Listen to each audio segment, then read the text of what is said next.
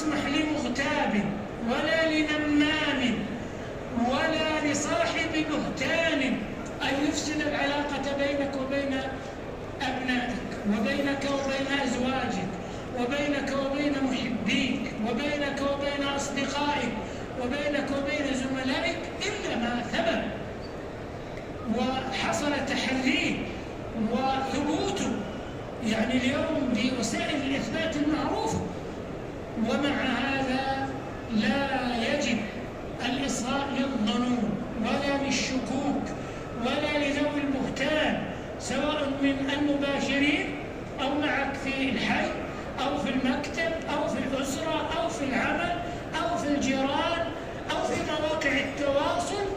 لا تكون إمعة تصدق ما يقول الناس عن البراء من المؤمنين. فالذين يصدقون